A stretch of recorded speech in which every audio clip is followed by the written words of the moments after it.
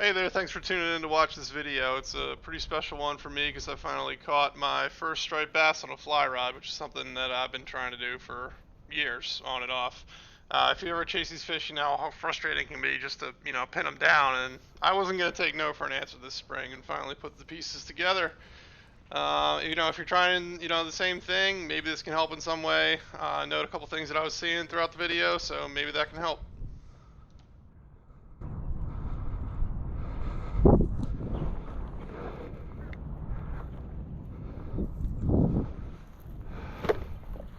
Get out of here. Come on. Come on. Yeah, I chased that bird off because that's just what I do these days. I've, had my line in them before, and then, you know what a nightmare it can be. So unless they're guarding a nest, I really try to get them away from me if I can. One thing I did want to mention about this spot here is that it looked great. There was a little creek mouth emptying warmer water out to a drop off and along a sod bank. The bird being there told me there might be some bait fish that he was stalking. So, I thought it was a good place to start. And, forgave him for high holing me a bit, and hope he forgave me for chasing him off.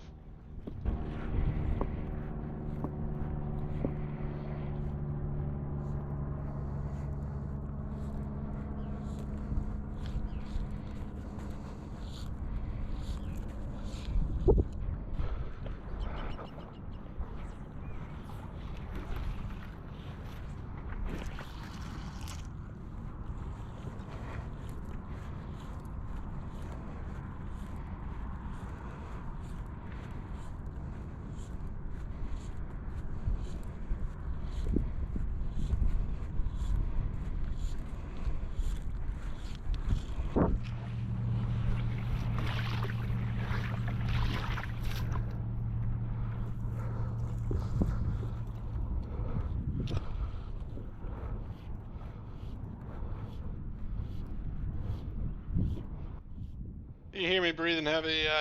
It was a bit of work getting across that stream. It was about 4.5 feet deep, and I was on my tippy toes and slipping, getting up the mud, so a little bit of a workout.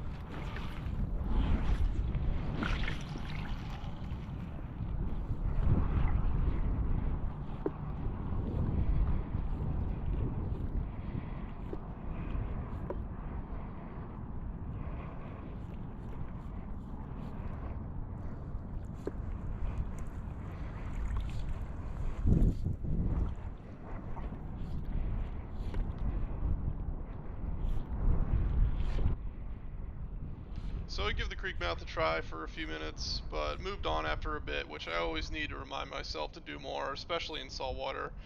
Even if there's good structure, you need to move on, and if it's not producing, to find them, because, they'll be together, and they could be, only a couple hundred yards away, and that's what happened here.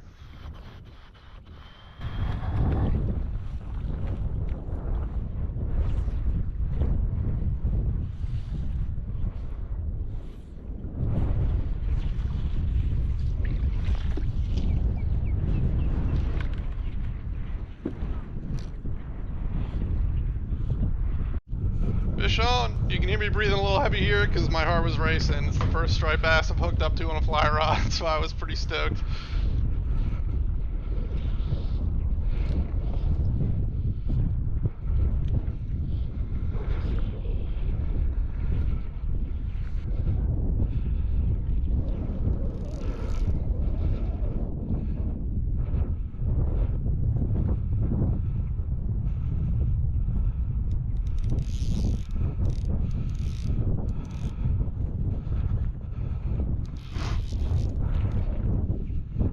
Here we go. Come on. Please don't get off. Come on.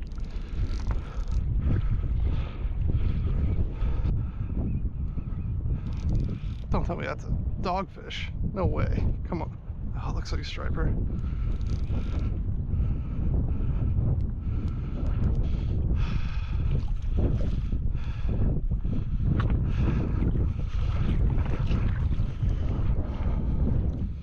Come on, you beauty.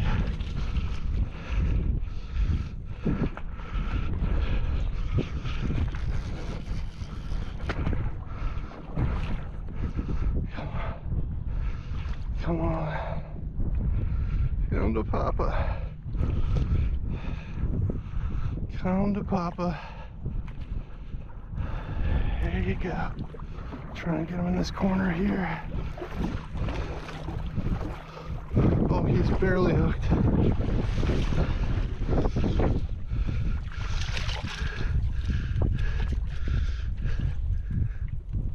Got him. Got him. There we go. All right. Let's go. Yeah, so this striped bass definitely felt good. I've caught a few over the years and a lot bigger than this, but this one felt better than anyone I've ever caught. Snap a quick photo.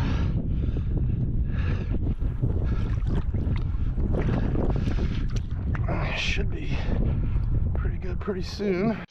So it did take me a few minutes to revive this fish. I try to get him in as soon as I can. Obviously, I did baby this one in a little bit more than normal just because it was my first one on the fly, but you know, I really try to make sure I release them healthy. I don't keep these fish anymore because they are pressured, so you know, if you aren't going to eat them, try to make sure you revive them as well as possible, and eventually swam off just fine. Still hasn't been down on my finger. I don't want to let him go. This current will take him away. Come on. Come on.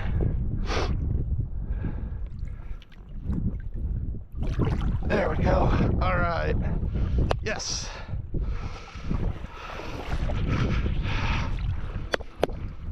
Finally! Oh man, I put like so many hours into catching that fish. I fished all last fall with the fly rod and I didn't get a single thing. I fished like 10 days this year. I haven't gotten anything, so finally feels good. Took the just took a little silver side. Took a little surf candy pattern with craft fur, and it's a great craft fur, and the fish foil, Bob Popovic's fish foil. Self-tied, baby. So yeah, great. I guess apparently great pattern in the spring, from what I've heard, and you see right there. So try and get another one.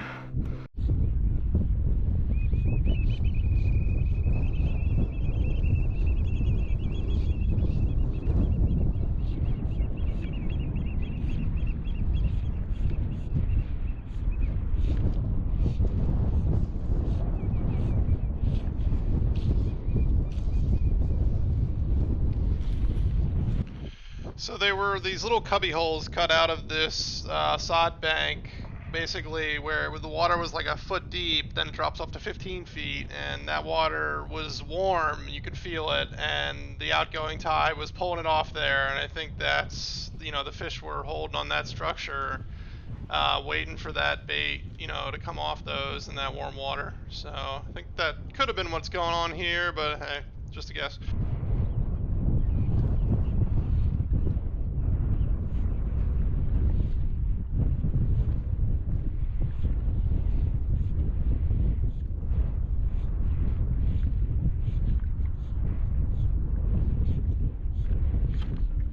Got him. Here we go.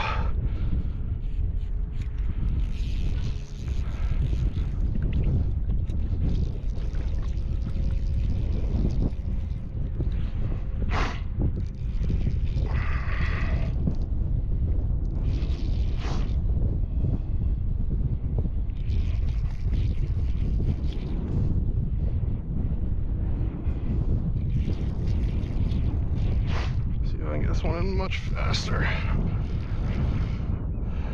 Come on.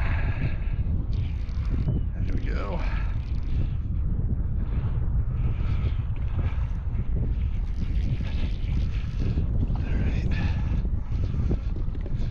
little guy. He's much smaller.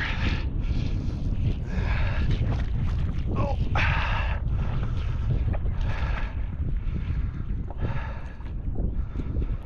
Yeah, real little guy. Alright. Easy, fella. Easy. Got him. Liking this fly today. Alright.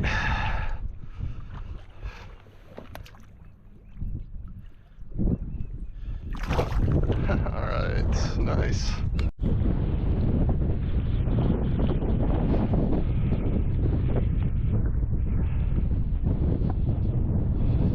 So this is about an hour later, hour and a half later. Fished that spot for a little bit more, but the tide was getting towards low tide at this point. So I moved down a little bit more down the bank and started casting a little farther into the middle, and that's when I started to get some more fish. They moved more towards the middle of the channel as the tide got lower and lower.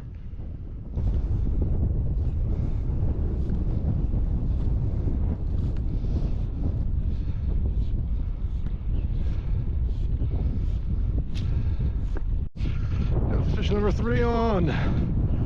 Looks like a better fish.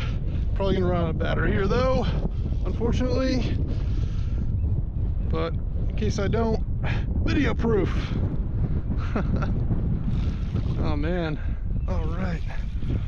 Alright, I'll try and get this guy in.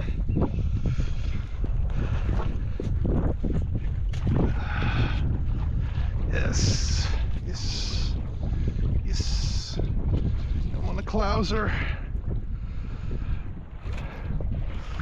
All right. Sweet. Okay. Okay. Let him go. Nope. Just. Okay. All right. There we go. Beautiful. So I'm kicking myself for not having brought my backup battery with me out. But because this next fish that I hook is about 27 inches, and it fought me for a good 10 minutes. And it really took me about 30 yards into my backing. But I will have at least a short picture of it at the end. Got him.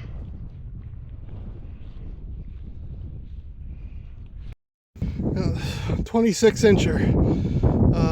This is the fish that ran out of battery with on the take. All right, I'm gonna get him back.